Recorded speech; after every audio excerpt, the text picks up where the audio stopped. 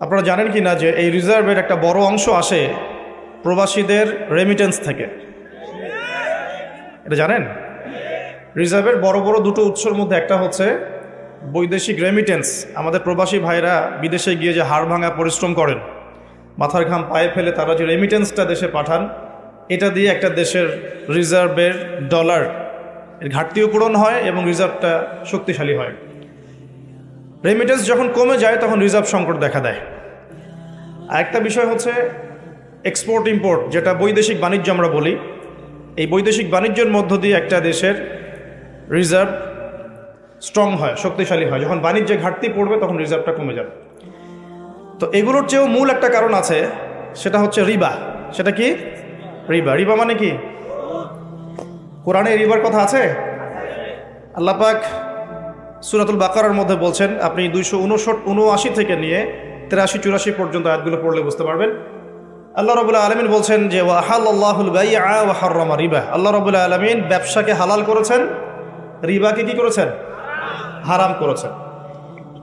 এই রিবার মধ্য দিয়ে যেটা হয় যে একটা সমাজ বলেন, রাষ্ট্র বলেন, বা একটা ইকোনমিক সিস্টেম বলেন, যেটাকে আমরা মনিটারি সিস্টেম বলি আর কি,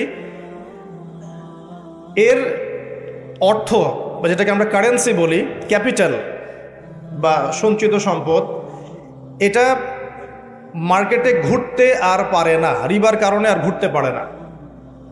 কিন্তু আল্লাহ পাক হালাল করেছেন ব্যবসা, যার মধ্য দিয়ে ক্যাপিটাল বা সম্পদ মার্কেটের মধ্যে সার্কুলেট করে বা ঘুরতে থাকে। আমার আলোচনা একটু মনোযোগ দিয়ে বুঝতে হবে, গতানুগতিক হবে না। আর সুর তো আমি মোটেই করতে পারবো না, গজল গাইতে পারবো না, কাঠখোট্টা কিছু কথা বলতে পারি, তবে এর মধ্যে ইনশাআল্লাহ কিছু হলেও উপকার হবে ইনশাআল্লাহ, আশা করছি। তো এখানে পার্থক্যটা একটু বুঝিয়ে অন্যদিকে যাই। এখানে যদি ব্যবসায়ীরাও আছেন, তাদের জন্যও কিছু নসিহত থাকবে ইনশাআল্লাহ। আল্লাহ পাক ব্যবসাকে হালাল করেছেন, রিবাকে হারাম করেছেন। আল্লাহ পাক সূরা বাকারায় কথা বলছেন। ব্যবসা কি করে? ব্যবসার মূল মন্ত্রটা কি? ব্যবসার মূলনীতি হচ্ছে যে ব্যবসায় লাভ এবং লস উভয়ের রিস্ক আছে। কথা কি বুঝতে পারছেন? এক ভাই ব্যবসা করছেন, লাভও হতে পারে, লসও হতে পারে। যখন আমরা রিবামুক্তভাবে একটা ইসলামিক অর্থনীতি প্রতিষ্ঠা করব, তখন ব্যবসাভিত্তিক অর্থনীতি যখন চলবে, ব্যবসাভিত্তিক, জাকাত ভিত্তিক, সাদাকা ভিত্তিক, কৃষিভিত্তিক ইসলামিক অর্থনীতি যখন চলবে, তখন ক্যাপিটাল বা সম্পদটা এক হাত থেকে আর এক হাতে সার্কুলেট হতে থাকবে। মনে করেন আমরা ব্যবসা করছি একটা মার্কেটের মধ্যে, ছোট করে বোঝাই, একটা ছোট্ট মার্কেট, ছোট্ট বাজার, এখানে সবাই ব্যবসা করছি। এই ব্যবসার মধ্যে কেউ লাভ করবে, কেউ লস করবে। যে ব্যক্তি লাভ করবে, লাভ করে আস্তে আস্তে আস্তে ধনী হবে, যখন তার ধন নিসাব পরিমাণ সম্পদ অতিক্রম করবে, তখন তাকে জাকাত দিতে হবে। এতে করে সমাজের যে অংশের মানুষের হাতে সম্পদ নাই, সে অংশের মানুষের কাছে জাকাতের মধ্য দিয়ে সম্পদ যাবে, সম্পদ সার্কুলেট করবে সমাজে। আজকে আপনি লাভ করেছেন, কালকে আপনি লস করতে পারেন, কালকে সে লাভ করবে, আপনি লস করতে পারেন। মানে সম্পদ ঘুরতে থাকবে, হাত থেকে হাতে সম্পদ ঘুরতে থাকবে। তখন আল্লাহ রাব্বুল আলামিন ওই মার্কেটের উপরে, আল্লাহ রাব্বুল আলামিন ওই মার্কেটটার উপরে আর রাজ্জাক, তিনি যাকে ইচ্ছা ধন দিবেন, যাকে ইচ্ছা গরিব করবেন। মানে সম্পদ বন্টনটা আল্লাহ রাব্বুল আলামিন সরাসরি করবেন। তখন বুঝতে পারছি কি? আচ্ছা, কিন্তু যদি এখানে রিবা আসে, ব্যবসার মধ্যে রিবা চলে আসে, বা মজুদদারিতা চলে আসে, বা মাপে কম দেওয়ার একটা ব্যাপার চলে আসে, বা দুর্নীতি চলে আসে, কালোবাজারি চলে আসে, তখন কি হবে? সম্পদটা মার্কেটে আর সার্কুলেট করবে না, কারণ সুদের মধ্যে লাভ লসের কোনো রিস্ক নাই। হ্যাঁ, লাভের রিস্ক, লাভের একটা অংশ আছে, লসের কোনো রিস্ক নাই। আপনি 100 টাকা দিয়েছেন, 110 টাকা পাবেন এক বছর পর। আপনি 200 টাকা দিয়েছেন, 220 টাকা পাবেন এক বছর পর। এখানে কি লসের কোনো ভূমিকা আছে? লসের কোনো ভূমিকা নাই। এক্ষেত্রে কি হচ্ছে? এখানে শুধু লাভের অংশটুকু আপনি নিচ্ছেন, লসের কোনো রিস্ক আপনি নিচ্ছেন না। এতে করে কি হবে? ধনীরা আরো ধনী হতে থাকবে এবং গরিব আরো গরিব হতে থাকবে। শুধু তাই নয়, এই ধনীরা যখন জাকাতও দিবে না, তখন এই গরিবদের অবস্থা হবে একদম মানবেতর। যেটা এই ছোট্ট একটা মার্কেট দিয়ে উদাহরণ দিলাম, এই ছোট্ট মার্কেটটাকে আপনি একটা দেশ কল্পনা করতে পারেন, আবার একটা বিশ্বও কল্পনা করতে পারেন। পুরো ওয়ার্ল্ডে এই ইকোনমিক সিস্টেমটা এখন চলছে, সুদভিত্তিক ইকোনমিক সিস্টেম। আমি কি বুঝাতে পারছি ভাই? আচ্ছা, তো ব্যবসায়ী যারা আছেন তাদের প্রতি একটা নসিহত দিয়ে শুরু করি আলোচনা। সেটা হলো একটা সুসংবাদ দিয়ে শুরু করি। নবী সাল্লাল্লাহু আলাইহি ওয়াসাল্লাম একটা বিশুদ্ধ হাদিসে বলেছেন যে একজন সৎ ব্যবসায়ী, যে ব্যক্তি একজন সৎ ব্যবসায়ী, মাপে কম দেয় না, মজুদদারিতা করে না, দুর্নীতি কালোবাজারি করে না, আমানতের খেয়ানত করে না, মানুষকে ঠকায় না, এই ব্যক্তি ইনশাআল্লাহ তাআলা কিয়ামতের দিন নবীগণ, সিদ্দিকগণ, শহীদগণের সাথে হাসর করবে ইনশাআল্লাহ। তাহলে ব্যবসা করে জান্নাত পাওয়ার সুযোগ নাই? আছে। ধন সম্পদ অর্জন করতে কোনো অসুবিধা নেই, কিন্তু ধন অর্জন করে ওসমান গনি রাদিয়াল্লাহু আনহুর মতো মন মানসিকতা লালন করতে হবে। ধন সম্পদ আল্লাহ পাক দিতে পারেন। যখন আপনি ব্যবসা করবেন, হালাল ব্যবসা করবেন, মাপে কম দিবেন না, পণ্য মজুত করবেন না, ইচ্ছাকৃতভাবে মার্কেটের মধ্যে কৃত্রিম সংকট তৈরি করবেন না। কৃত্রিম সংকট বোঝেন? এই যে একটা রাষ্ট্রের মধ্যে যখন ইকোনমিক একটা ডিজাস্টার তৈরি হয়, এর একটা বড় অংশের জন্য দায়ী হচ্ছে কৃত্রিম সংকট। ইকোনমিক্সের ভাষাটাকে কৃত্রিম সংকট বলে। মানে সমস্যা আসলে কিছু নাই, কিছু মানুষ সমস্যা তৈরি করেছে। মনে করেন কোনো সমস্যা নেই, ইকোনমি খুব সুন্দর চলছে, কিছু মানুষ তার ব্যক্তি স্বার্থের জন্যে কিছু পণ্যকে মজুত করে রেখে দিল, যে মানুষের মার্কেটে যখন ক্রাইসিস দেখা দিবে পণ্যের, তখন এটাকে ডাবল দামে বিক্রি করবে। তো সে মনে করছে এটা দেখো আমি তো ব্যবসা করছি, সে মনে করছে এটা তো ব্যবসা। প্রকৃত অর্থে এটা একটা প্রতারণা। নবী সাল্লাল্লাহু আলাইহি ওয়াসাল্লাম মার্কেটে গেলেন, পণ্য রাখা আছে মদিনার বাজারে, তিনি হাত ঢুকিয়ে দিলেন, দেখলেন ভিতরের অংশটা ভেজা। ওলামায়ে কেরাম যারা আছেন তারা এই হাদিসগুলো জানেন, ভেতরের অংশটা ভেজা। তো তিনি ব্যবসায়ীকে বলছেন যে এটা কি, ভিতরে ভেজা কেন, উপরে শুকনা কেন? তো সেই ব্যবসায়ী বলছে যে এভাবেই আমি পণ্য বিক্রি করি, যার ইচ্ছা হয় সে নিবে, যার ইচ্ছা হয় সে নিবে না। নবীজি বলছেন সাল্লাল্লাহু আলাইহি ওয়াসাল্লাম, তুমি কেন এটাকে উন্মুক্ত করে দিলে না? মানুষ জানতে পারতো যে আসলে তোমার পণ্যটা কতটুকু সঠিক, কতটুকু বেঠিক, বা কতটুকু বিশুদ্ধ, কতটুকু অশুদ্ধ। মান গাশশানা ফালাইসা মিন্না, এই হাদিসটা এখান থেকে এসেছে। তিনি বলছেন যে ব্যক্তি প্রতারণা করে সে ব্যক্তি আমার উম্মতের অন্তর্ভুক্ত না। কথা বুঝতে পারছেন? এই যে কৃত্রিম সংকট তৈরি করে প্রতারণা করেছে, সে কিন্তু উম্মতের নাম থেকে কাটা পড়ে যাচ্ছে। সে কাফের হয়ে গেছে এমনটা বলছি না, সে কিন্তু জালেম ঠিকই হয়ে গেছে, ফাসেক হয়ে গেছে। এখন এখানে একটা শাস্তি আছে, এটা গেল তার ব্যক্তিগত শাস্তি, যে সে উম্মত থেকে ডিটাচড হয়ে যাচ্ছে। মান গাশশানা ফালাইসা মিন্না, সে আমার অন্তর্ভুক্ত না। নবীজি বলছেন একটা হাদিসের মধ্যে সাল্লাল্লাহু আলাইহি ওয়াসাল্লাম, যে প্রতারক যারা মিথ্যা কসম করে পণ্য বিক্রি করে, ব্যবসায়ী মানুষকে ঠকায়, মাপে কম দেয়, কিয়ামতের মাঠে এদের অবস্থা এমন হবে যে এই কানের লতি পর্যন্ত এদের ঘামে ডুবে থাকবে। কানের লতি পর্যন্ত ঘামে ডুবে থাকবে। তিন শ্রেণীর মানুষকে বলা হচ্ছে খুবই ক্ষতিগ্রস্ত কিয়ামতের মাঠে। এক শ্রেণী, তার মধ্যে এক শ্রেণী যারা মিথ্যা কসম করে পণ্য বিক্রি করে। আমাদের আলোচনার এই অংশটুকুর মধ্যে কি ব্যবসায়ীদের জন্য হেদায়েত পাওয়া যাচ্ছে না? আপনি যদি বিশুদ্ধভাবে রাসূল সাল্লাল্লাহু আলাইহি ওয়াসাল্লামের সুন্নাহ মেনে ব্যবসা করেন, ইনশাআল্লাহ নবীজি বলছেন এটাই শ্রেষ্ঠ কামাই, হাতের কামাইটা শ্রেষ্ঠ কামাই। ব্যবসা করে, যে হালাল ব্যবসা করে আপনি সম্পদ উপার্জন করছেন, এটা আপনার শ্রেষ্ঠ কামাই, শ্রেষ্ঠ উপার্জন। কিন্তু এখানে যদি কালোবাজারি চলে আসে, মজুদদারিতা আসে, কৃত্রিম সংকট তৈরি করেন, মাপে কম দেন, মানুষকে ঠকান, প্রতারণা করেন, তাহলে নিজের তো ক্ষতি হবেই, ইহকাল পরকাল তো ধ্বংস হবেই, জাতিরও ক্ষতি হবে। জাতির কি ক্ষতি হবে? একটা হাদিস পড়েছিলাম অনেক দিন আগে, আমি এখন রেফারেন্সগুলো মুখস্থ বলতে পারছি না, অনেক দিন আগে পড়েছি। 5টা কাজের কথা বলা আছে, এই 5টা কাজের কারণে 5টা বিপদ নেমে আসে। তার মধ্যে একটা হচ্ছে যখন কোনো সম্প্রদায়ের ব্যবসায়ীরা মাপে কম দেওয়া শুরু করে, এই যে প্রতারণা করা শুরু করে, তখন আল্লাহর পক্ষ থেকে দুর্ভিক্ষ চাপিয়ে দেওয়া হয়। এখন কি শুনতে পাচ্ছেন যে দেশের সামনে দুর্ভিক্ষ?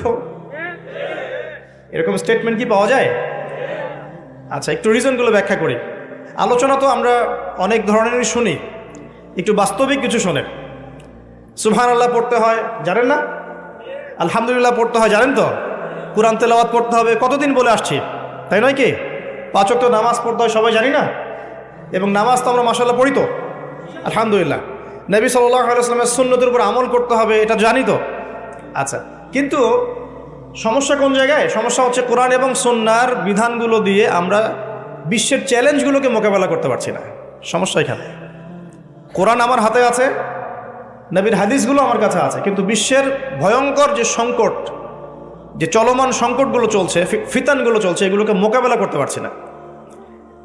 বিশ্বটাকে নিয়ন্ত্রণ করছে এখন জায়নিস্টরা, খোলামেলা বললাম, বিশ্বটাকে নিয়ন্ত্রণ করছে এখন জায়নিস্টরা। জায়নিস্ট কারা? সব ইহুদি, সব খ্রিস্টান নয়, সব ইহুদি সব খ্রিস্টানকে জায়নিস্ট বলা হয় না। ইহুদ এবং খ্রিস্টানদের মধ্যে যারা একে অপরের বন্ধু তাদেরকে জায়নিস্ট বলা হয়। 1890 সালের পর থেকে এই মুভমেন্টটা সারা ওয়ার্ল্ডে তৈরি হয়েছে এবং এখন 2022 সালের দিকে এসে বিগত প্রায় 50, 60, 70 বছর থেকে বিশ্বের বড় বড় প্রত্যেকটা ডিপার্টমেন্ট এরা নিয়ন্ত্রণ করছে। মিডিয়া ওদের হাতে, আপনার এই যে ইন্টারনেট সেকশনগুলো, আপনি যত অ্যাপস ইউজ করছেন, সার্চ ইঞ্জিন ইউজ করছেন, স্মার্টফোন ইউজ করছেন, সফটওয়্যারসগুলো ইউজ করছেন, সব কিছু ওদের। প্রযুক্তি, যত বড় বড় প্রযুক্তিগত প্রতিষ্ঠান আছে সব ওদের। মিসাইলস, যত নিউক্লিয়ার মিসাইলসগুলো আছে, পাশাপাশি পারমাণবিক এবং থার্মোনিউক্লিয়ার বলে, নিউক্লিয়ার এবং থার্মোনিউক্লিয়ার যত অস্ত্রগুলো আছে বেশিরভাগই ওদের কাছে। পৃথিবীর সবচেয়ে দামি সম্পদ এখন হচ্ছে ব্ল্যাক গোল্ড, অয়েল বলা হয়। এটা সবচেয়ে বেশি রিজার্ভ ওদের কাছে আছে মাটির নিচে। আমেরিকার মাটির নিচে এত বেশি তেল আছে যেটা দিয়ে সে আগামী আরও 20 বছর চলতে পারবে যদি পৃথিবী থেকে তেল চলেও যায়। আমেরিকা কি তেল উৎপন্ন করে? কোত্থেকে নেয়? কোত্থেকে নেয়? আমাদের তেল। চলমান সংকট, ওরা নিয়ন্ত্রণ করছে ফাইন্যান্স, মানে আপনি বিশ্বের যত মিলস অ্যান্ড ইন্ডাস্ট্রিজ এবং ফ্যাক্টরিজ দেখছেন এর গোড়াপত্তন ওদের কাছে। পলিটিক্যাল দর্শনগুলো, আপনার ডেমোক্রেসি বলেন, সেকুলারিজম বলেন, কমিউনিজম বলেন, ন্যাশনালিজম বলেন, যত বড় বড় দর্শনগুলো আছে, দর্শনগুলো কিন্তু মুসলিমদের থেকে আসে নাই। আসছে নাকি? এই প্রত্যেকটা দর্শন, ফিলোসফিগুলো কি মুসলিমদের থেকে আসছে নাকি? এটা পশ্চিম থেকে আসছে। কোন পশ্চিম? যেই পশ্চিমের মধ্যে ছেলে ছেলেকে বিয়ে করতে পারে। কি সুবহানাল্লাহ বলছেন নাকি? একটু আগে আমি সার্চ করে একটা নিউজ দেখে আসলাম, এই কিছুক্ষণ আগে, 2 ঘন্টা আগে একটা ঘটনা ঘটেছে। 2 ঘন্টা আগে পশ্চিমের একটা কান্ট্রির মধ্যে দেখলাম যে সমকামীদের জন্য একটা বার আছে।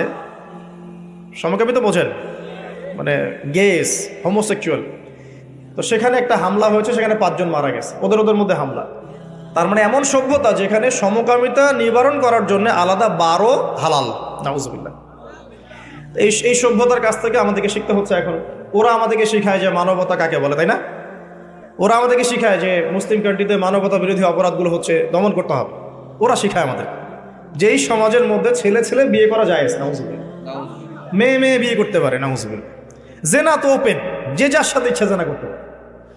পর্নোগ্রাফি ওদের একটা, ওদের জন্য পর্নোগ্রাফি ফরজ, ওদের জন্য পর্ন ফরজ।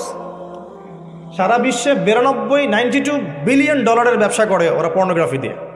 এই যে মুভিজগুলো ছড়িয়ে দেওয়া হচ্ছে না, এগুলো বিজনেস, এর পিছনে আছে ব্যবসা, অর্থ, মানি। এখানে এই পর্ন স্টার যারা মেয়েগুলা ছেলেগুলা, এরা হচ্ছে মানি মেকিং মেশিন। এরা মনে করেন খেলা হচ্ছে, 2 টিমের খেলা হচ্ছে, 11টা প্লেয়ার, এদিকে 11টা প্লেয়ার, ক্রিকেট ম্যাচই মনে করে। তো এই খেলার মধ্যে একটা বাণিজ্য হয় না? হয় না? খেলাতে বাণিজ্য হয় না? জুয়া হয় না? এরপর খেলার মধ্যে যে দল জিতে তাকে কিছু টাকা প্রাইজ মানি দিয়ে ছেড়ে দেওয়া হয়। বাকি বড় অংশের বাণিজ্যটা কারা করে? যারা এই খেলাগুলোকে পরিচালনা করে। আমার কথা কি বুঝতে পারছেন? ঠিক একইভাবে এই পর্ন ইন্ডাস্ট্রির মধ্যে অ্যাক্টর অ্যাক্ট্রেস যারা আছে এরা হচ্ছে ওরকম প্লেয়ারের মতো। এরা বাণিজ্য করে, ওরা অল্প টাকা দিয়ে, ব্যাস। তো এদের এখানে এই পর্ন হচ্ছে ফরজ। এগুলো ছড়িয়ে দেওয়া হয়েছে মুসলিম বিশ্বের মধ্যে। আমি বোঝাতে চাচ্ছি যে এমন সভ্যতার কাছ থেকে আমরা কেন হেদায়েত নিব যে সভ্যতার মধ্যে নোংরামি, জেনা, ব্যভিচার, অশ্লীলতা, ফাহেসা জিনিস এবং লক্ষ লক্ষ মানুষের, নিরপরাধ মানুষের রক্ত লেগে আছে। ওদের কাছ থেকে হেদায়েত নিব কেন? আমার কাছে কি কোরআন এবং হাদিস নাই? আমাদের কাছে কি কোরআন এবং রাসূলের সুন্নত নাই? এবং কোরআন এবং রাসূলের সুন্নত কি পরিপূর্ণ নয়?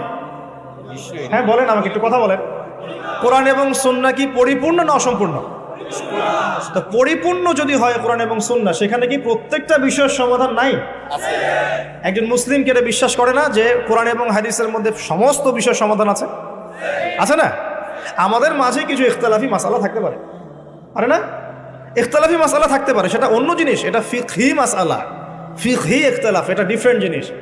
এমনিতেই কোরআন এবং সুন্নাহর মধ্যে আপনার ইবাদত, পারিবারিক জীবন, সামাজিক জীবন, পলিটিক্যাল লাইফ, ইকোনমিক সেকশন, এগুলোর হেদায়েত নাই ভাই? পরিপূর্ণ না অসম্পূর্ণ? যে জাতির কাছে কোরআন এবং সুন্নাহর মতো পরিপূর্ণ অভ্রান্ত সত্যের উৎস আছে, সেই জাতিকে কেন পশ্চিমাদের কাছ থেকে হেদায়েত নিতে হবে? আমাকে এই উত্তরটা দেন, তারপর আলোচনা করুন। হ্যাঁ, ওদের কোনো কিছু যদি কোরআন সুন্নাহর সাথে মিলে যায়, কোরআন সুন্নাহর অনুকূলে হয়, প্রতিকূলে না হয়, তাহলে গ্রহণ করতে আমাদের কোনো আপত্তি নাই। কিন্তু এমন যে কোনো মতবাদ বা দর্শন বা আপনার ইজম অথবা কালচার যদি কোরআন এবং সুন্নাহর সাথে সরাসরি সাংঘর্ষিক হয়, আমরা কি গ্রহণ করব? সারা বিশ্বে ওরা সুদ ছড়িয়ে দিয়েছে, আমরা সবাই এখন সুদ খাচ্ছি। মনে করছেন যে আমরা খুব ভালো মানুষ? সুদের ছিটা ফোঁটা আমাদের গায়েও লাগছে। ইকোনমিক সেকশন নিয়ে পড়াশোনা করেন, আমি রিকোয়েস্ট করবো আল্লামা তকি উসমানীর কিছু ইকোনমিক্সের বই আছে পড়েন, পাশাপাশি এই যে ইন্টারন্যাশনাল মনিটারি ফান্ড সম্পর্কে পড়েন। নর্মালি যারা ইকোনমিক্সে পড়ছেন তারা প্রত্যেকটা কথা আমার বুঝতে পারবেন ইনশাআল্লাহ তাআলা। এই যে পেপার মানির কথা বলেছিলাম, এগুলো কোনো ভবিষ্যৎবাণী নয়, এগুলো বর্তমান। পেপার মানি যে থাকবে না এটা কোনো ভবিষ্যৎবাণী নয়, এটা হচ্ছে বর্তমান। শুধু পেপার মানি না, এই যে ডলারকে দেখছেন সারা ওয়ার্ল্ডে দাপটের সাথে ঘুরে বেড়াচ্ছে না, দেখবেন একসময় ডলারও থাকবে না ইনশাআল্লাহ তাআলা, ইনশাআল্লাহ তাআলা। আমরা বিশ্বাস করি ঈসা ইবনে মারইয়াম যখন আসবেন তখন তিনি ডলার দিয়ে কেনাবেচা করবেন না, আমরা বিশ্বাস করি। আমরা বিশ্বাস করি ঈসা ইবনে মারইয়াম যখন আসবেন পৃথিবীতে, তিনি ফিলিস্তিনে ইসলামিক রাষ্ট্র কায়েম করার জন্য জাতিসংঘের কাছে গিয়ে দ্বারস্থ হবেন না যে আমাকে পারমিশন দেন। দ্বারস্থ হবে নাকি? আমরা এটা বিশ্বাস করি। তো সারা বিশ্বে সুদ ছড়িয়ে দেওয়া হয়েছে ওখান থেকেই। সারা বিশ্বে পর্নোগ্রাফি কারা ছড়িয়ে দিয়েছে? মুসলিমরা? হিন্দুরা? বুদ্ধিস্টরা? ওই যে বললাম জায়নিস্ট, যারা একে অপরের বন্ধু। একটা আয়াত পড়ে দিই তারপরে সামনে যাই। দেখুন আল্লাহ পাক সূরা মাইদার মধ্যে বলছেন, ইয়া আইয়ুহাল্লাযীনা আমানু, হে মুমিনগণ। আমরা কি মুমিন না? আল্লাহ আমাদেরকে বলছেন, ইয়া আইয়ুহাল্লাযীনা আমানু লা তাত্তাখিযুল ইয়াহুদা ওয়ান নাসারা আউলিয়া, তোমরা ইহুদ এবং নসারাদেরকে আউলিয়া রূপে গ্রহণ করো না। আউলিয়া মানে কি? বন্ধু।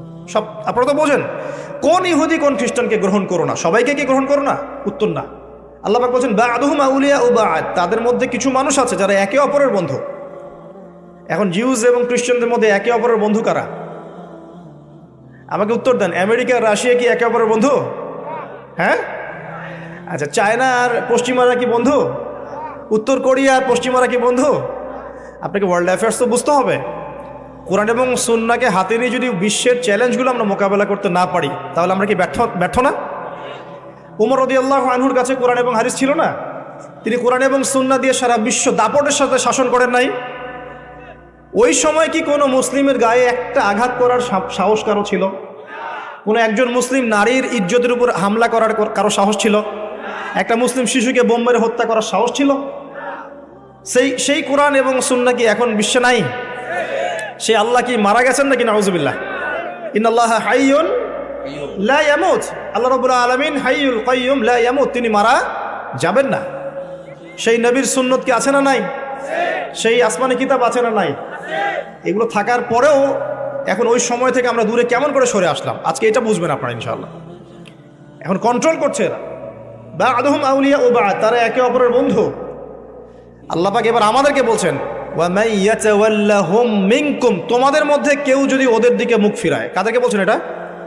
আমাদেরকে। তোমাদের মধ্যে কেউ যদি ওদের দিকে মুখ ফিরায়, এর মানে এই না যে আপনি ওদের সাথে ব্যবসা করতে পারবেন না, এর মানে এই না যে আপনি ওদের সাথে চুক্তি করতে পারবেন না, এটা না। ওয়া মান ইয়াতাওয়াল্লাহুম মিনকুম, তোমাদের মধ্যে কেউ যদি ওদের দিকে মুখ ফিরিয়ে নেয়, ওদেরকে বন্ধুরূপে গ্রহণ করে, তাহলে কি হবে? ফাইন্নাহু মিনহুম, সে তাদের অন্তর্ভুক্ত হয়ে যাবে। কোরআন। আর শেষে আল্লাহ পাক বলছেন ইন্নাল্লাহা লা ইয়াহদিল কওমাজ যালিমিন, আল্লাহ পাক জালেমদেরকে হেদায়েত করেন না। মানে এই কাজটা করলে আমরা জালেম হয়ে যাব। এখন ব্যবসা করা এক জিনিস, বাণিজ্য করা এক জিনিস, চুক্তি করা এক জিনিস, ঠিক আছে, মিলিটারি অ্যাফেয়ার্স করা এক জিনিস, কিন্তু বন্ধুরূপে গ্রহণ করাটা আর এক জিনিস। আমাকে একটা প্রশ্ন উত্তর দেন, নবী সাল্লাল্লাহু আলাইহি ওয়াসাল্লামের সময়ে বহু যুদ্ধ হয়ে যায় নাই? বদর, উহুদ, খন্দক, খায়বার, অনেক যুদ্ধ হয়ে যায় নাই? কোন যুদ্ধে কি নবী সাল্লাল্লাহু আলাইহি ওয়াসাল্লাম ইহুদি এবং খ্রিস্টানদেরকে বলেছিলেন তোমরা আমাকে সাপোর্ট করো, আমাকে বাঁচাও? ওই যে মুশরিকরা, আবু জাহেলরা আমাকে আক্রমণ করছে, আমার পক্ষে আসো, আমার পক্ষে লড়ো। এমনকি নবী সাল্লাল্লাহু আলাইহি ওয়াসাল্লাম কি তাদের কাছ থেকে অস্ত্রও কিনেছিলেন নাকি? চিন্তা করেন। ওমর রাদিয়াল্লাহু আনহু, আবু বকর সিদ্দিক, উসমান, আলী রাদিয়াল্লাহু আনহুর যুগ, এটা ছিল প্রায় 30 বছর। এই 30 বছরে খোলাফায়ে রাশিদার কেউ কি, কোনো একজন কি এই ইহুদি এবং খ্রিস্টানদেরকে বন্ধুরূপে গ্রহণ করে যুদ্ধ করেছে? এরপরে আসছে উমাইয়াদের শাসন, এটা প্রায় 92 বছর, 92 ইয়ার্স, 132 হিজরি পর্যন্ত। এই সময় উমাইয়ারাও কি এই কাজটা করেছিল? তারপর আব্বাসীয়দের সময় আসছে প্রায় 550 বছর। 550 বছর আব্বাসীয় খেলাফত চলেছে।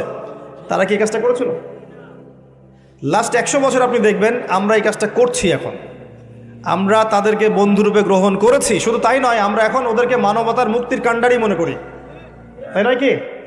প্রত্যেকটা বিধান আমরা ওখান থেকে নেওয়ার চেষ্টা করি। আমি বলছি না যে ওদের ভালোগুলো নেওয়া যাবে না, অবশ্যই নেওয়া যাবে।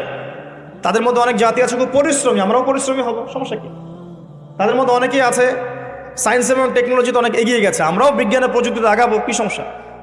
তাদের মধ্যে অনেকে আছে মাশাআল্লাহ, এটা আল্লাহ পাকের কুদরত, অস্ত্রশস্ত্রে অনেক বেশি পারদর্শী, যেমন রাশিয়া,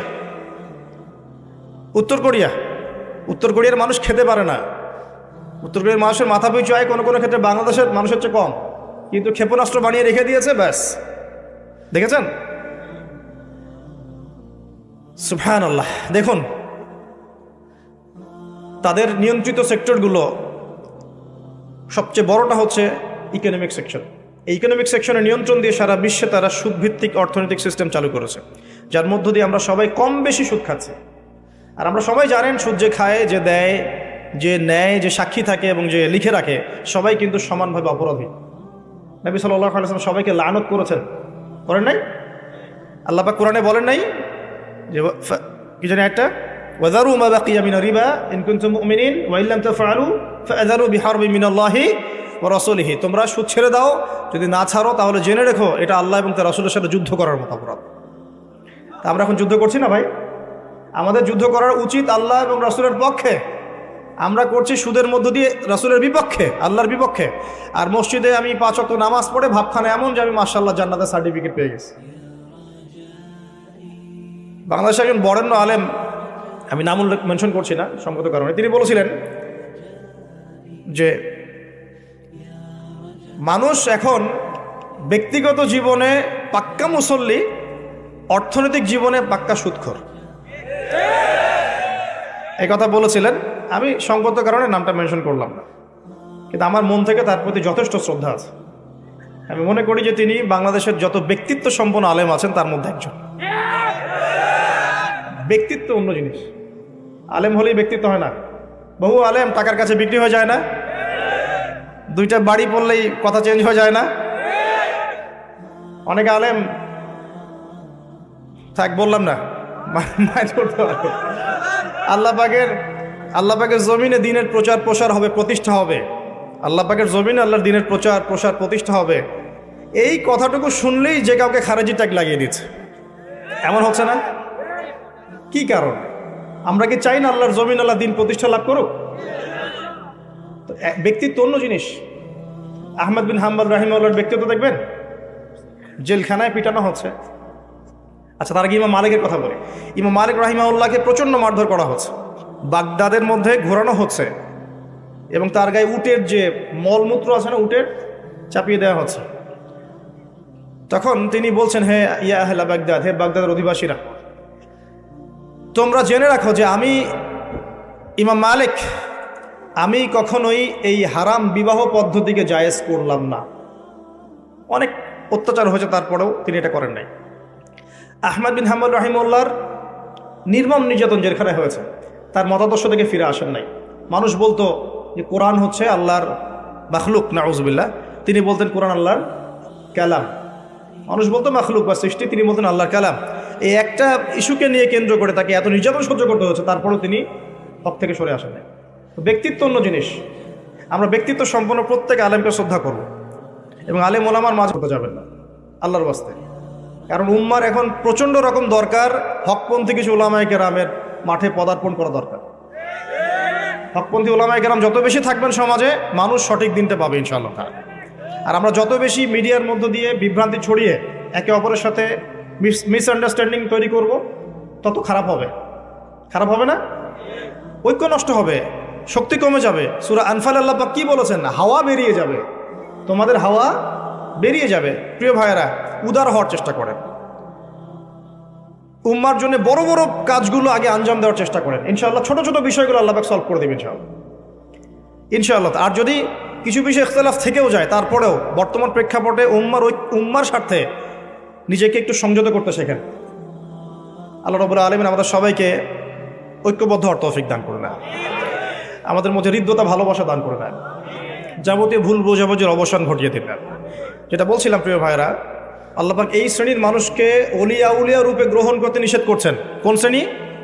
যারা একে অপরের বন্ধু, জিউস এবং খ্রিস্টানদের মধ্যে, যারা সারা বিশ্বে সুদ ছড়িয়ে দিয়েছে, যারা সারা বিশ্বে পর্ন ছড়িয়ে দিয়েছে, যারা সারা বিশ্বে ফ্রি মিক্সিং ছড়িয়ে দিয়েছে, যারা সারা বিশ্বে এডুকেশন সেক্টরে শিরিক ছড়িয়ে দিয়েছে, পলিটিক্যাল সেক্টরে শিরিক ছড়িয়ে দিয়েছে, যারা সারা বিশ্বে মুসলিমদের উপর নির্মম নির্যাতন করছে, যাদের হাতে বহু মুসলিমের রক্ত লেগে আছে, লেগে নাই? আমরা কি সত্যি সন্ত্রাসী? একজন মুসলিম কি সন্ত্রাসী হতে পারে? কোরআন এবং হাদিসের মধ্যে কোনো জায়গায় কি বলা আছে একজন নিরপরাধ মানুষকে হত্যা করতে হবে? আছে? একটা আয়াত দেখান আমাকে, কোরআনটা হাতে নেন, নিয়ে আল্লাহর এই কালাম থেকে আমাকে একটা আয়াত দেখান, হাদিস থেকে একটা হাদিস দেখান যে নিরপরাধ নিষ্পাপ কোনো মানুষকে হত্যা করা বৈধ। কোনো আয়াত আছে? তারপরেও কেন আমরাই একটা শুনবো? কেন মুসলিমদেরকে সারা বিশ্বে এভাবে উপস্থাপন করা হবে? কেন মুসলিমদের মধ্যেই আপোষে বিভক্তি লাগিয়ে এইসব ইস্যু তৈরি করা হবে? নিরপরাধ মানুষকে হত্যা করা জায়েজ? কবিরা গুনাহগার মানুষকে কি হত্যা করা যাবে? যাবে? এই যে একটা শব্দ শোনেন খারেজি, এটার সম্পর্কে একটা কথা বলে দিই। খারেজি কাকে বলে? কাকে বলে? যে ব্যক্তি মনে করে বা যারা মনে করে যে কবিরা গুনাহ করলে কোনো ব্যক্তি কাফের হয়ে যায়। কথা বুঝতে পারেন? কোনো ব্যক্তি যদি বিশ্বাস করে, আকীদা রাখে, বিশ্বাস করে যে কবিরা গুনাহ করলেই কেউ কাফের হয়ে যায়, তখন তাকে খারেজি বলতে হবে। কথা বুঝতে পারছেন? কবিরা গুনাহ করলে কেউ কাফের হয়ে যায়, তাকে হত্যা করা জায়েজ, এই মতাদর্শের যারা, তাদেরকে খারেজি বলতে পারে। কিন্তু কবিরা গুনাহ করলে কোনো ব্যক্তি কাফের হবে না, কোশ্চেন গেল না, বরং তার তওবার দরজা খোলা আছে, সে বড় জোর ফাসেক হতে পারে বা জালেম হতে পারে, তাকে আপনি হত্যা করতে পারবেন। এত স্পষ্ট করে বলার পরেও আফসোস, মানে কষ্ট পাই যে এই শব্দগুলো আমাদেরকে শুনতে হয়। এত স্পষ্ট করে ব্যক্ত করার পরেও আফসোস লাগে, কষ্ট লাগে যে কিছু মানুষ, আল্লাহ হেদায়েত দান করুক, আল্লাহ পাক বুঝ দান করুক, দোয়া করি, আমাদেরকেই এই শব্দগুলো শুনতে হয়েছে। অথচ এর চেয়ে বড় বড় ইস্যুসগুলো পড়ে আছে সমাজ, এগুলো নিয়ে আমাদের মাথা ব্যথা নাই। প্রিয় ভাইয়েরা, ইকোনমিক সেকশনটা বোঝার চেষ্টা করেন। হালাল রিজিকে থাকেন, হারামে যায় না। পারবেন ইনশাআল্লাহ? আচ্ছা। 2 নাম্বার, ব্যবসা করলে সৎ ব্যবসায়ী হন, অসৎ ব্যবসায়ী হয় না। বিশ্বের সবচেয়ে মানবতা বিরোধী সভ্যতাকে চেনার চেষ্টা করেন, যাদের হাতে পুরো বিশ্বের এই ফাসাদগুলো জড়িত, এবং তাদের সাথে বন্ধুত্বপূর্ণ আচরণ থেকে সাবধান থাকেন। পিছন থেকে ছুরি মেরে দেবে, আপনি টের পাবেন। আমাদের ভবিষ্যৎ কি তাহলে? এখন আমাদের ভবিষ্যৎটা বলি, তারপরে করণীয় বলছি। লম্বা করবো না, অনেক রাত হচ্ছে, একটু ধৈর্য ধরেন। আমাদের ভবিষ্যৎটা কি শোনেন। মুসলিম জাতিদেরকে দিয়ে এই পৃথিবীর ইতিহাস, সভ্যতা শুরু হয়েছিল, মুসলিমদেরকে দিয়ে শেষ হবে ইনশাআল্লাহ। এটা ভবিষ্যৎ। সভ্যতা শুরু হয়েছে আদম আলাইহিস সালামকে দিয়ে, সভ্যতা শেষ হবে কার হাতে? নবী ঈসা ইবনে মারইয়ামের হাতে। সভ্যতা শুরু হয়েছে আদম আলাইহিস সালামকে দিয়ে, নবী দিয়ে, শেষও হবে একজন নবী দিয়ে ইনশাআল্লাহ। এই উম্মত মুহাম্মদ সাল্লাল্লাহু আলাইহি ওয়াসাল্লামের জীবদ্দশায় 23 বছরে জাজিরাতুল আরবে দিন কায়েম করে গেছে, করেন নাই? নবীজি প্রথমে গোপন দাওয়াত দিয়েছেন, তারপর প্রকাশ্য দাওয়াত দিয়েছেন, নির্যাতন সহ্য করেছেন, হিজরত করতে হয়েছে, পরে বদর উহুদে আসতে হয়েছে, পরে আস্তে আস্তে মক্কা বিজয় হয়েছে। তার হাতে দিন পরিপূর্ণতা লাভ করেছে, করে নাই? আল্লাহ পাক বলেনি আল ইয়াউমা আকমালতু লাকুম দীনাকুম ওয়া আতমামতু আলাইকুম নি'মাতি ওয়া রাদিতু লাকুমুল ইসলাম দীনান। আল্লাহ পাক কি বলেন নাই? আল্লাহ পাক বলেছেন দিনকে পরিপূর্ণ করে দিয়েছে, আল্লাহ পাক বলেন নাই? আচ্ছা, দিন পরিপূর্ণ হওয়ার পরে আবু বকর সিদ্দিকের সময়, উমর রাদিয়াল্লাহু আনহুর সময়, ওসমান রাদিয়াল্লাহু আনহুর সময়, আলী ইবনে আবি তালিব রাদিয়াল্লাহু আনহুর সময় ইসলাম বিজয় ছিল না সারা বিশ্বে? না পরাজিত ছিল?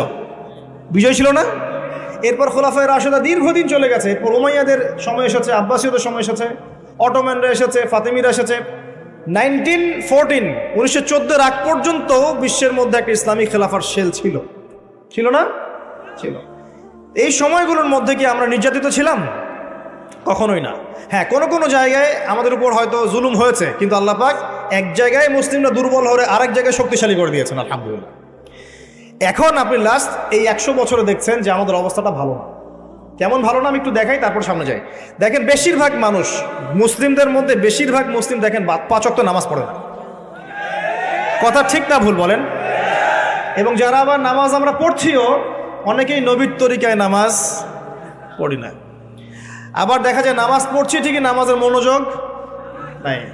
নামাজের মধ্যে ইহসান, আন তা'বুদাল্লাহা কাআন্নাকা তারাহ ওয়া ইন লাম তাকুন তারাহু ফাইন্নাহু ইয়ারাক, এটা নাই, শূন্য, অন্তঃসার শূন্য ইবাদত করছি না আমরা, করছি। মুসলিমদের মধ্যে অনেক মুসলিমকে দেখবেন, আমার মনে হয় 90% প্লাস হবে যারা বিশুদ্ধ করে কোরআন তেলাওয়াত করতে জানেন। আছে না এমন মুসলিম? বহু মুসলিম যাদের পুরো যাকাত ফরজ হয়েছে জাকাত দেয় না, আছে না? বহু মুসলিম হারাম খায়, খায় না? আমাদের কথা বলছি, অন্যদের কথা বাদ দেন, আমাদের কথা শোনেন। এখন আমরা কি করছি? বহু মুসলিম পরিবারে পর্দা নাই, আছে না? ঠিক না বেঠিক? বহু মুসলিম মেয়ে দেখবেন রাস্তাঘাটে ছেলেদের পোশাক পরে ঘুরে বেড়াচ্ছে, বুঝছে না? এরা কি অন্য ধর্মাবলম্বীর ঘরের সন্তান? মুসলিম ঘরের সন্তান। ওরা বিশ্বাসই করে না যে পর্দা বলে কিছু একটা আছে। বহু মুসলিম যুবক দেখেন জুয়া খেলছে, মদ খাচ্ছে, গার্লফ্রেন্ডের পিছনে অযথা সময় নষ্ট করে জীবনটা বিসর্জন দিচ্ছে। এই কাজ করছে না? জেনা তো এখন ফ্যাশন হয়ে গেছে, মাদক ফ্যাশন হয়ে গেছে। মানে আগে মানুষ এগুলো লুকিয়ে লুকিয়ে করতো, এখন স্পষ্ট, মানে দিবালোকে মানুষ এগুলো করে। নবীজি এই যুগের কথাই বলেছিলেন যে একটা যুগ আসবে যে ছেলেরা মেয়েদের পোশাক পরবে, মেয়েরা ছেলেদের পোশাক পরবে। একটা যুগ আসবে যে উঁচু উঁচু অট্টালিকা নির্মাণের প্রতিযোগিতা হবে সমাজের মধ্যে। আমানতদার ব্যক্তি সবচেয়ে আমানতদার, ওকে বলা হবে খেয়ানতকারী। সবচেয়ে খেয়ানতকারী ব্যক্তি, ওকে বলা হবে আমানতদার। মিথ্যাবাদী, চরম মিথ্যাবাদী, একে বলা হবে পরম সত্যবাদী। দেখবেন যার চরিত্র একদম, চরিত্রের কিছুই নাই, ওকে বলা হবে পবিত্র চরিত্রের অধিকারী। এটা এই সমাজের বাস্তবতা কি না? এটা ওই যে মূসা এবং খিদর আলাইহিস সালামের গল্পের মতো। ওই তিনটা ঘটনা মনে আছে? নৌকা কেন ফুটা করলেন, বাচ্চা কেন হত্যা করলেন, দেয়াল কেন নির্মাণ করলেন। মানে এই যুগটা এমন যে বাহ্যিক চোখ দিয়ে যা দেখছেন এটা মিথ্যা, ভিতরের চোখ দিয়ে যা দেখবেন এটা সত্য। যেটা প্রেজেন্ট এটা ফলস, রিয়েলিটিটা আপনি দেখতে পাচ্ছেন না। যেমন ধরেন আপনি দেখছেন যে বিশ্ব এগিয়ে যাচ্ছে, অরিজিনালি বিশ্ব এখন নিউক্লিয়ার যুদ্ধের দিকে এগিয়ে যাচ্ছে। আপনি দেখছেন মেয়েরা খুব উন্নতি, অগ্রগতি, প্রোগ্রেসের দিকে যাচ্ছে, ফ্যামিনিস্ট রেভলিউশন একদম। বাস্তবতা কি জানেন? মেয়েরা জাহান্নামের দিকে যাচ্ছে। বাস্তবতা আর যা দেখছেন এর মধ্যে আকাশ পাতাল ফারাক আছে। তাই এক চোখ দিয়ে দেখলে হবে না, ভিতরের চোখ দিয়েও দেখতে হবে। আর ভিতরের চোখ কখন জিন্দা হবে ভাই? হিংসা করলে জিন্দা হবে? পরশ্রী কাতরতায় জিন্দা হবে? গীবত, তহমত, অপবাদ দিলে হবে? মনে অহংকার থাকলে হবে? হবে না। মনটা সফট, নরম করতে হবে। আপনাকে প্রথমে জ্ঞান অর্জন করতে হবে, কোরআন তেলাওয়াত বাড়াতে হবে, নফল নামাজ বাড়াতে হবে, ফরজের সাথে দান সদকা করবেন, এতিমদের পাশে দাঁড়াবেন, আমর বিল মারুফ নাহি আনিল মুনকারের কাজ করবেন ইত্যাদি। ভালো কাজে সম্পৃক্ত থাকবেন, ইনশাআল্লাহ মনটা নরম হবে, আল্লাহ নূর আসবে ইনশাআল্লাহ। আরেকটা বড় কথা হচ্ছে আল্লাহওয়ালা মানুষের সাথে থাকতে হবে। তো থাকতে হবে না? আপনি আল্লাহর মারিফত পেতে চান বা আল্লাহ পাকের নূর পেতে চান, আমি যদি আপনাকে বই ধরিয়ে দিই, বইগুলো পড়ো, বাস হয়ে যাবে? হবে? হবে না। নবী সাল্লাল্লাহু আলাইহি ওয়াসাল্লামের সাহাবীরা আমাদের মতো সিলেবাসের বইপত্র পড়েই কিন্তু সব অর্জন করেন নাই। তারা নবী সাল্লাল্লাহু আলাইহি ওয়াসাল্লামকে দেখে শিখেছেন। আমার কথা বুঝতে পারছেন? নামাজ পড়ছেন, নবী সাল্লাল্লাহু আলাইহি ওয়াসাল্লাম দেখছেন সচক্ষে নবীজি কীভাবে নামাজ পড়ছেন। নবী সাল্লাল্লাহু আলাইহি ওয়াসাল্লাম হাঁটছেন, তারা দেখছেন নবীজি কীভাবে হাঁটছেন। নবী সাল্লাল্লাহু আলাইহি ওয়াসাল্লাম তাসবিহ তাহলিল করছেন, দোয়া করছেন, যুদ্ধ করছেন, তারা দেখছেন তিনি কীভাবে করছেন, দেখে শিখেছেন একদম। তো আলেম ওলামার কাছে আসতে হবে না? শুধু বই পড়ে সব হবে না ভাই, শুধু বই পড়ে সব হবে না। এই আত্ম অহংকারটা থেকে বেরিয়ে আসতে হবে। শুধু বই পড়ে সব হয় না।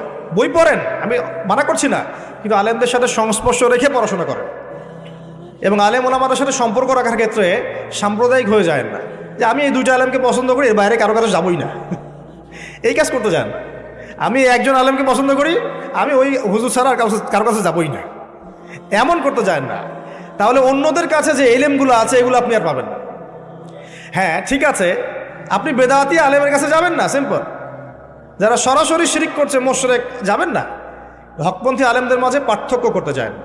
সবার কাছে ভালো কিছু না কিছু পাবেন, নিয়ে নেন ইনশাআল্লাহ। আপনি মৌমাছি হয়ে যান, যেখানে মধু সেখানে আপনি, ব্যাস দেখবেন তখন আপনার চাকটা বড় হবে এবং আপনার চাক কাটলে বহুত মধু বের হবে। আর যে ব্যক্তি মধুই চিনে নাই, ওর তো চাকে কোনো মধুই নাই, চিপ দিবেন খালি পানি বের হবে। কি বুঝলেন? আল্লাহ পাক আমাদেরকে বোঝার তৌফিক দান করে দেন। একটা কথা বলি, আল্লামা রুমির একটা কথা বলি। উনি বলেছেন, আমি মোটামুটি সবার বই পড়ার চেষ্টা করি। তিনি বলেছেন যে তোমরা শব্দ দিয়ে কথামালা সাজাও এবং শব্দ দিয়ে যুদ্ধ করো, বজ্রপাত দিয়ে যুদ্ধ করতে যেও না, কারণ বজ্রপাত দিয়ে কখনো ফুল ফোটে না। কথার গভীরতা বুঝতে পারছেন? শব্দ দিয়ে আপনি সুন্দর কথামালা সাজান, এটা দিয়ে আপনি যুদ্ধ করেন, মানে এটাও তো একটা যুদ্ধ, কথার যুদ্ধ। বজ্রপাত দিয়ে শুধু চিৎকার চেঁচামেচি করে যুদ্ধ করতে যায় না, তাহলে কি হবে? এই চিৎকার চেঁচামেচি দিয়ে কখনো গোলাপ ফুল ফোটে না, ফোটে আস্তে আস্তে ফুল ফোটে, তখন সৌরভ ছড়াবে ইনশাআল্লাহ। একটা জায়গায় বলেছেন যে গাছের মতো হয়ে যাও, তুমি গাছের মতো হয়ে যাও, পাতাগুলোকে ঝরে পড়তে দাও।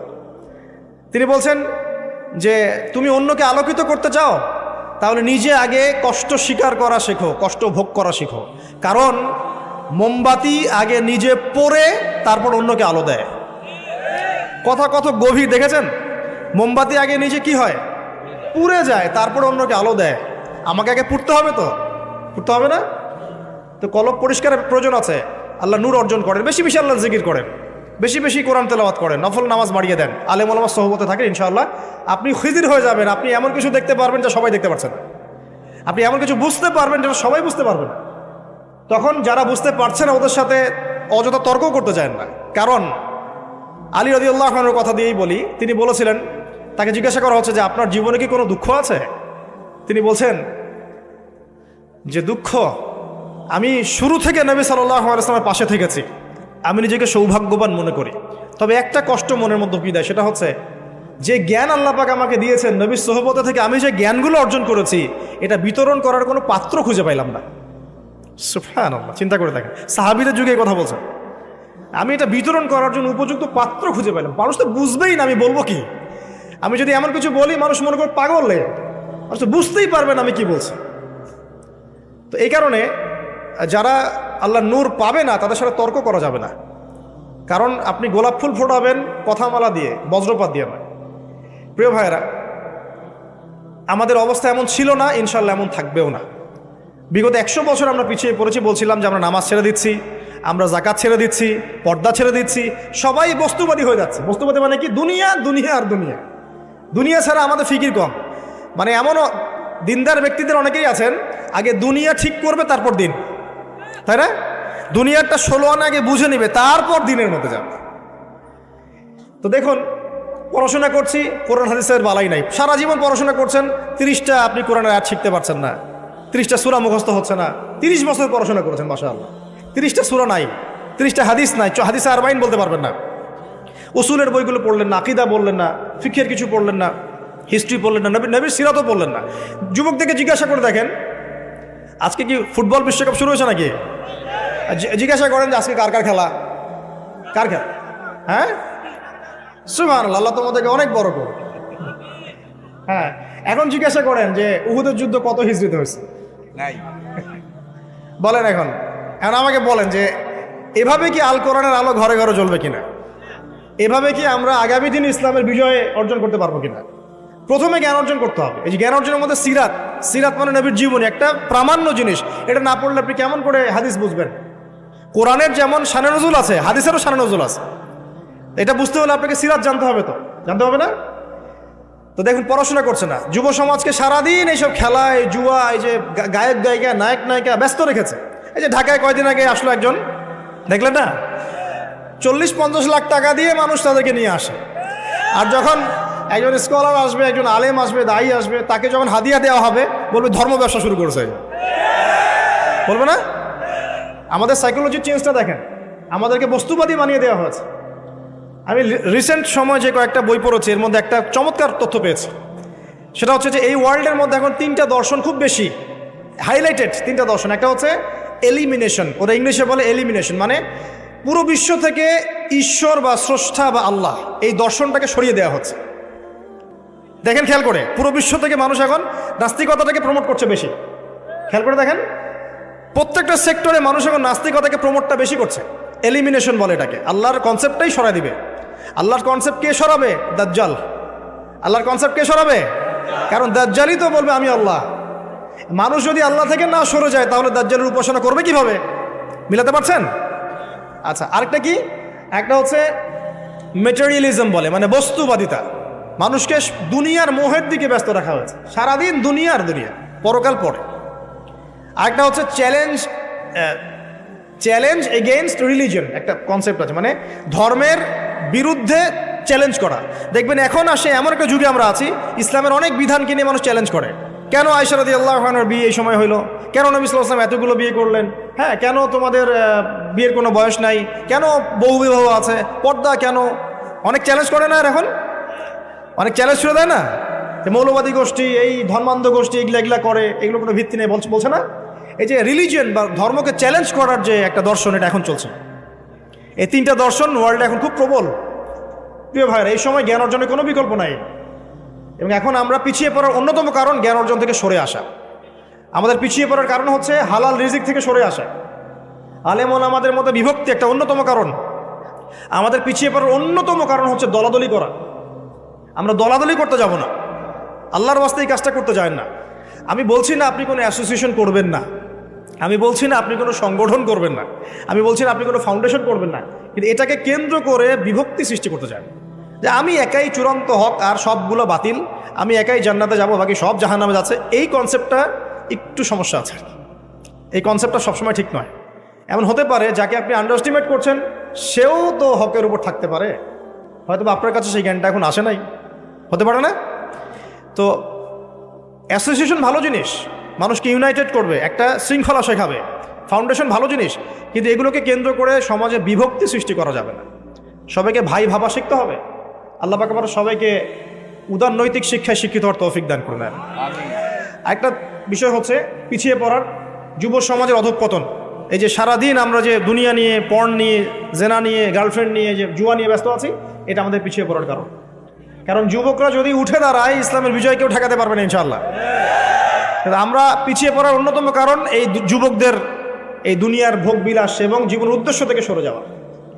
প্রিয় ভাইয়েরা, ওমর ইবনুল খাত্তাবের মতো হয়ে যান। প্রিয় যুবক ভাইয়েরা, আপনারা খালিদ বিন ওয়ালিদের মতো হয়ে যান। প্রিয় ভাইয়েরা, আপনারা আলী ইবনে আবি তালেবের জীবনী পড়েন, শিক্ষা নেন। আলী ইবনে আবি তালেবের জীবনীটা পড়ে দেখেন। আমার ব্যক্তিগত কথা বলছি, একটা সাহাবীদের মধ্যে ভালো লাগা সাহাবী অনেক থাকতে পারে, সবচেয়ে বেশি ভালো লাগে আমার ব্যক্তিগত কথা বলছি যে আলী ইবনে আবি তালেব রাদিয়াল্লাহু আনহুর জীবনীটা পড়বেন, আপনার ঈর্ষা হবে, কাশ আমিও তার মতো হতে পারতাম। কারণ অনেক সাহাবী অনেক হয়তো পরে ইসলামের দিকে এসেছেন। আলী রাদিয়াল্লাহু আনহু জীবনের শুরু থেকে একদম নবী সাল্লাল্লাহু আলাইহি ওয়াসাল্লামের পাশে ছিলেন, এবং আল্লাহ পাক তাকে এত জ্ঞান দিয়েছেন, শৌর্য ক্ষমতা দিয়েছেন, পাণ্ডিত্য দিয়েছেন, হিকমা দিয়েছেন, আল্লাহ পাকের নূর দিয়েছেন, আপনি কল্পনা করতে পারবেন। এই সাহাবীদের জীবনীগুলো পড়ে শিক্ষা নেন, তাদের মতো হওয়ার চেষ্টা করেন। এই মেসি রোনাল্ডোর দিকে যায় না ভাই। এরা সবাই শোনেন একটু দাঁড়ান, এরা সবাই কিন্তু জায়নিস্ট পাপেট। এরা কিন্তু কেউই আমাদের ধর্ম এবং ধর্ম সম্পর্কে ভালো ধারণা রাখে না। আপনি হয়তো ওকে ভালোবাসছেন, সে আপনাকে ভালোবাসে না। আপনি তাকে ভালোবাসলেন, সে আপনাকে ভালোবাসে না। এই বেহায় নায়ক নায়িকাদের পাল্লায় পড়েন না। হ্যাঁ, এইসব ইন্ডাস্ট্রিজ, পর্ন এবং হাবিজাবি ইন্ডাস্ট্রিজের মধ্যে যায় না। আপনার সামনে অনেক আদর্শ আছে। সবচেয়ে সেরা আদর্শকে রাসূলুল্লাহ সাল্লাল্লাহু আলাইহি ওয়াসাল্লাম, তার সাহাবীদের আদর্শ আছে, তাবেঈন আছেন। ইমাম বুখারীর জীবনী পড়ে দেখেন, তিনি কিভাবে দিন শিখেছেন। আবু হানিফা রাহিমাহুল্লাহর জীবনী পড়ে দেখেন। ইমাম মালিক, আহমদ বিন হাম্বল, শাফিঈর জীবনী পড়ে দেখেন, তারা কিভাবে দিন প্রচার করেছেন, পালন করেছেন। তাদের মতো হওয়ার চেষ্টা করেন। আপনি না পারলেও আপনার সন্তানকে বানানোর চেষ্টা করেন। আমরা হয়তো পারি নাই, আমাদের বয়স হয়ে গেছে, ওই সুযোগটা আমরা পাই নাই, কিন্তু আমাদের সন্তানরা তো এখনো ছোট। ওদেরকে বড় করার জন্য, সেভাবে গড়ে তোলার জন্য উপযুক্ত প্রতিষ্ঠান গড়ে তুলে ইনশাআল্লাহ তাআলা দেখবেন আগামীতে আপনি আমি পৃথিবীতে না থাকলেও তারা ইসলামকে এগিয়ে নিয়ে যাবে ইনশাআল্লাহ তাআলা। পিছিয়ে পড়ার কারণগুলো ফাইন্ড আউট করেন, এরপর সলিউশনে আসুন। সলিউশন কি? ওই যে বললাম ভাই, প্রিয় ভাই, প্রথমে জ্ঞান অর্জন করতে হবে। জ্ঞান অর্জনের কোনো বিকল্প আছে? ভাই পড়াশোনা করেন। এই অনলাইন ফেসবুক পড়াশোনার প্ল্যাটফর্ম না, আমার কথা বোঝেন। ফেসবুকে পড়াশোনা করে কেউ মুফতি হতে পারবে না। সে বড়জোর একজন আহলুল কমেন্ট হতে পারবে, সারাদিন কমেন্ট করে বেড়ায়, এর চেয়ে বেশি কিছু সে হতে পারবে না।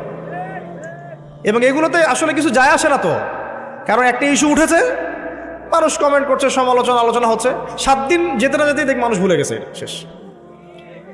কয়দিন আগে আয়েশা রাদিয়াল্লাহু আনহা নবী সাল্লাল্লাহু আলাইহি ওয়াসাল্লামের চরিত্র নিয়ে মানুষ কটূক্তি করেছিল, একটা আন্দোলন হয়েছিল, কয়জনের মনে আছে এখন বলেন? মানুষ ভুলে গেছে না? বেশিরভাগ মানুষই ভুলে গেছে। মানুষ এভাবেই ভুলে যায় সব কিছু। কিন্তু কারা ভুলবে না? যাদেরকে আল্লাহ পাক সেরকম হিকমা, প্রজ্ঞা, বাসিরা দিয়েছে, তারা কিন্তু ভুলবে না। এই যে কয়দিন আগে যে হ্যালোইন একটা উৎসব হয়েছে, মনে আছে? ওই যে ভূত সেদে মানুষ ঘুরে বেড়াইলো। আফসোস যে কিছু কিছু মুসলিম কান্ট্রিতেও এই কাজটা হয়েছে, হয়নি? আফসোস না এটা একটা, নাকি ভালো জিনিস? তো দেখেন মানুষ কিন্তু ভুলে গেছে, এবং ওইটা নিয়ে কিন্তু ফেসবুকে তেমন একটা লেখালেখি হয় নাই, খুব কম।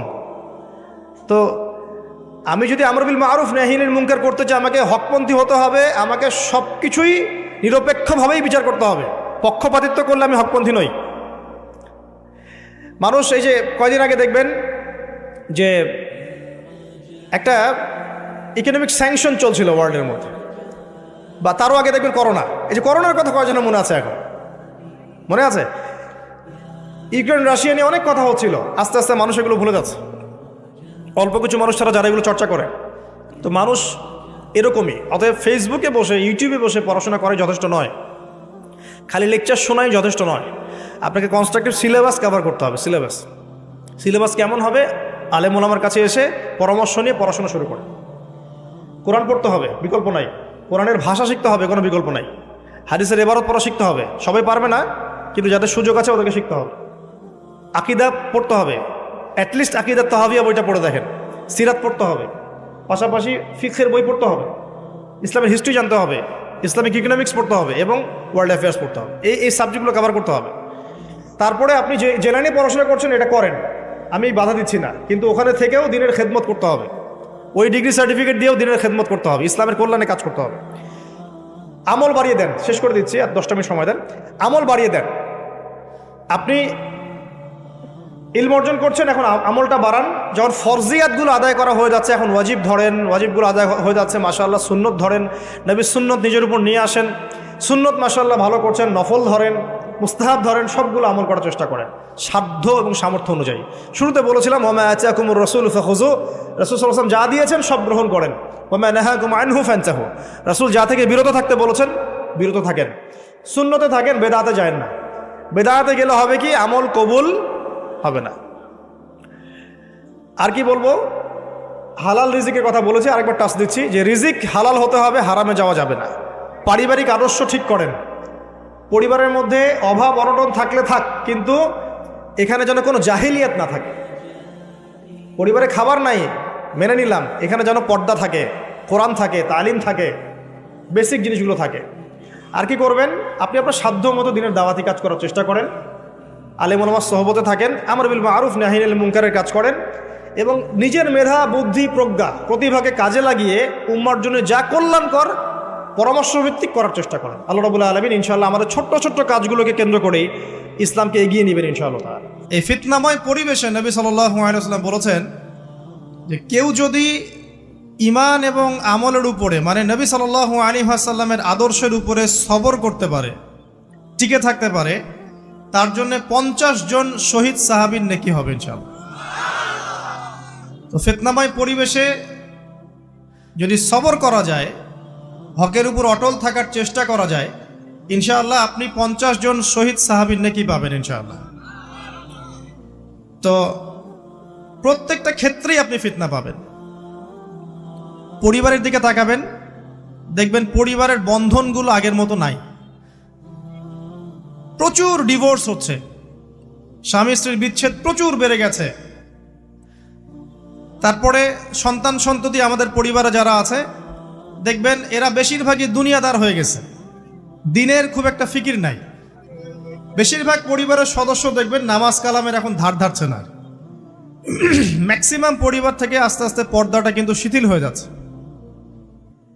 আপনি ব্যক্তি জীবনের দিকে তাকিয়ে দেখেন, গর্বের সাথে আমরা বলি না যে 90% মুসলিমের বাংলাদেশ, দেখবেন মেজরিটি সংখ্যক মুসলিম 5 ওয়াক্ত নামাজ জামাতে পড়ে না। বেশিরভাগ মুসলিম দেখবেন আল কোরআন বিশুদ্ধ করে তেলাওয়াতও করতে পারে না। তো এরপরেও আমরা দাবি করি যে আমরা প্রকৃত মুসলিম, জান্নাত আমাদের জন্য অপেক্ষা করছে। আসলে বাস্তবতা এমন নয়। যারা কোরআন আমরা টুকটাক পড়তে জানি, তাদের মধ্যে কত পার্সেন্ট কোরআনের অর্থ বোঝে? এই আল্লাহ পাকের কিতাব আমার হাতে আছে, এই কিতাবের অর্থ কতজন বোঝে? এটা একটা চ্যালেঞ্জ। যারা কোরআন পড়তে জানি আমরা, তাদের প্রতি চ্যালেঞ্জ, দেখেন তাদের মধ্যে কত পার্সেন্ট মানুষ কোরআনের অর্থ বলতে পারবে। আর অর্থটা যে জানা জরুরি, এই বিষয়টাও আমরা এখন জনগণকে বোঝাতে ব্যর্থ হচ্ছি।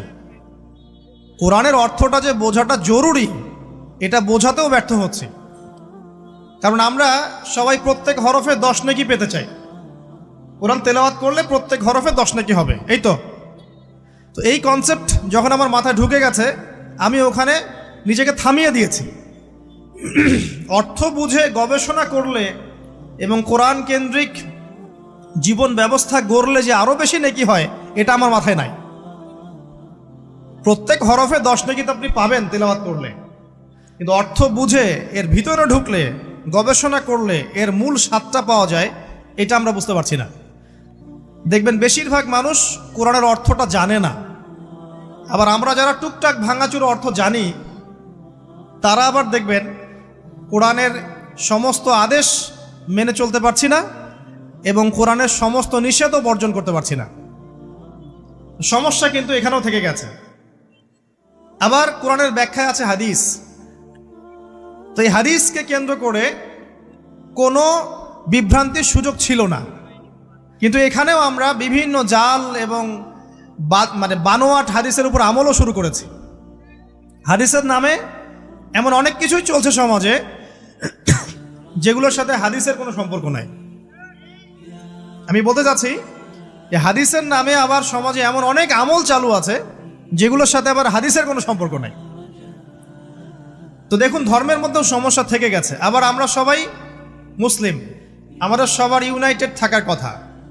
মুসলিম একটা জাতি, তাদের আল্লাহ একজন, রাসূল একজন, কেবলা এক, তাদের সবার মধ্যে একটা ইউনিটির কথা ছিল।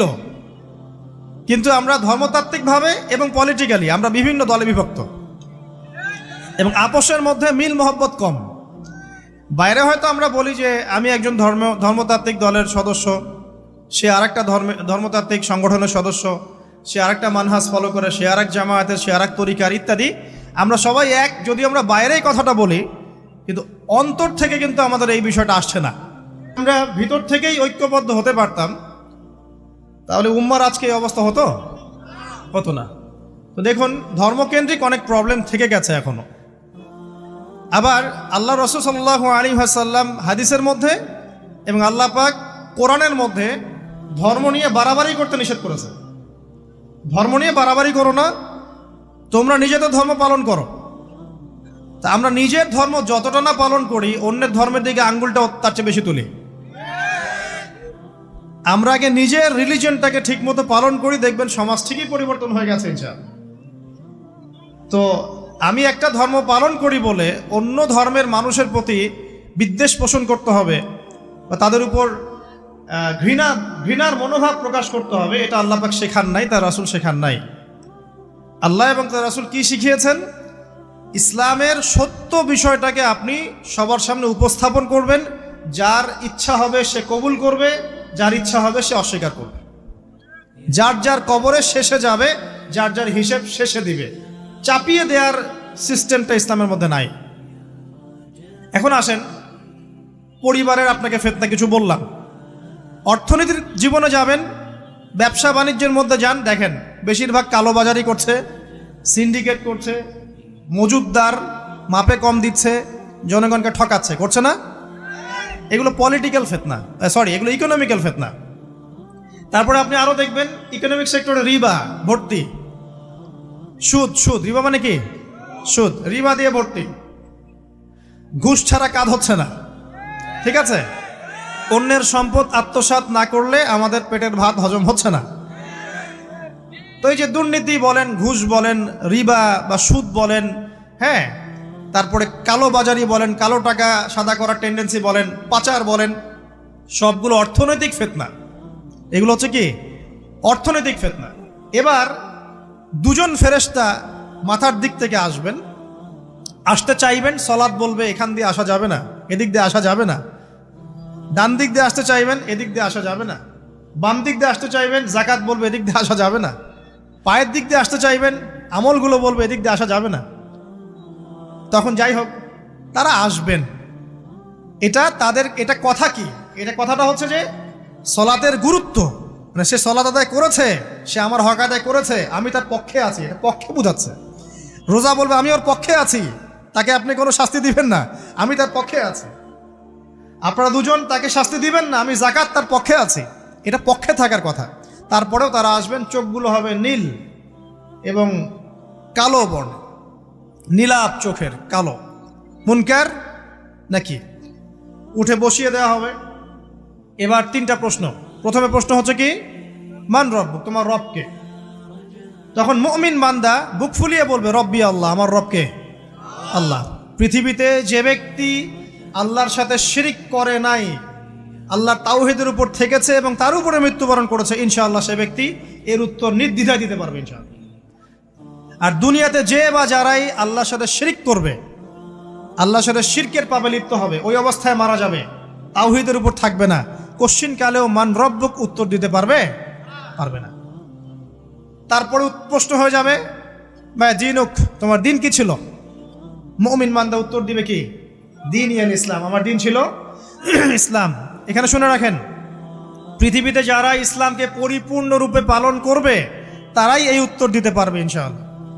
যারা ইসলামকে ঠাট্টা বিদ্রুপের হাসি তামাশার পাত্র বানিয়েছে, মন চাইলে কিছু করি, মন চাইলে কিছু করি না, সহজগুলো একটু আমল করি, বাকি কিছুর আমল ধারি না, হ্যাঁ, নামাজ পড়ি, সুদ ছাড়তে পারি না, ঠিক আছে, বছর বছর উমরা করি, এদিকে ঘুষ দুর্নীতি ছাড়তে পারি না, ইসলামকে ঠাট্টা তামাশার পাত্র বানিয়েছে, এরা কোশ্চিনকালে উত্তর দিতে পারবে না মা দিনুক। দিনে পরিপূর্ণরূপে ইসলামে প্রবেশ করতে বলেছেন আল্লাহ রাব্বুল আলামিন। যারা পরিপূর্ণরূপে ইসলামে প্রবেশ করবে এবং ইসলামের প্রতিটা মৌলিক বিধান মেনে চলবে, ইনশাআল্লাহ তারা এর উত্তর দিতে পারবে। এরপরে আসবে 3য় প্রশ্ন। নবী সাল্লাল্লাহু আলাইহি ওয়াসাল্লামকে দেখানো হবে। যখন দেখানো হবে তখন সূর্য যখন ডুবে যায়, যে দৃশ্যটা আমরা দেখতে পারি না, ওই দৃশ্যটা ভেসে উঠবে এবং মুমিন বান্দা অস্থির হয়ে যাবে, বলবে আমাকে ছেড়ে দাও, আমি নামাজ পড়বো। সুবহানাল্লাহ। কারণ তার কাছে মনে হবে যে আসরের ওয়াক্ত হয়ে গেছে, আসরের ওয়াক্ত চলে যাচ্ছে, আমাকে নামাজ পড়তে হবে। চিন্তা করেছেন? ওই যে একটা হাদিস আছে না, যে 7 শ্রেণীর মানুষকে আল্লাহ রাব্বুল আলামিন আরশের ছায়া দিবেন, তার মধ্যে 1 শ্রেণীর মানুষকে যার অন্তর মসজিদের সাথে ঝুলে থাকে, তার মন মসজিদের সাথে ঝুলে ছিল, এই সূর্য ডুবে গেল বলে আমাকে ছেড়ে দাও, আমি নামাজ পড়তে যাব। তখন ফেরেশতারা বলবেন তোমাকে নামাজ পড়তে দেয়া হবে, তবে তার আগে তুমি এর উত্তর দাও। কি উত্তর? এই ব্যক্তির দিকে তাকাও। তখন নবী সাল্লাল্লাহু আলাইহি ওয়াসাল্লামকে দেখানো হবে, সাল্লাল্লাহু আলাইহি ওয়াসাল্লাম দরুদ পড়বেন। বলা হবে যে এই ব্যক্তির সম্পর্কে তোমার কি ধারণা? মান হাযা রাজুলু বুইসা ফীকুম, এই ব্যক্তি কে, যাকে তোমাদের কাছে পাঠানো হয়েছিল? মুমিন ব্যক্তি নির্দ্বিধায় বলে দিবে যে তিনি হচ্ছেন আমার নবী মুহাম্মদুর রাসূলুল্লাহ সাল্লাল্লাহু আলাইহি ওয়াসাল্লাম। দেখুন, পৃথিবীতে যে বা যারাই নবী সাল্লাল্লাহু আলাইহি ওয়াসাল্লামের সুন্নতের উপর আমল করবে, ইনশাআল্লাহ সে তার উত্তর দিতে পারবে। দুনিয়াতে যারা নবীর সুন্নতের 5 পয়সা পরোয়া করছে না, তার আদর্শের 5 পয়সা দাম দিচ্ছে না, তারা কোশ্চিনকালে উত্তর দিতে পারবে না। নাম হতে পারে আব্দুর রহমান, আব্দুর রহিম, নবীর সুন্নতের ধারে না, তারা উত্তর দিতে পারবে না। তো নবীর সুন্নতের গুরুত্ব কত গভীর, এটা আমাদেরকে এখান থেকে বুঝতে হবে। তাই প্রিয় যুবক ভাইরা, মুসলিম ভাইরা, আমাদের জীবনটাকে নবীর আদর্শ এবং সুন্নতে ঢেলে সাজাতে হবে। সকাল থেকে সন্ধ্যা পর্যন্ত প্রতিটা কাজ করব কার তরিকায়?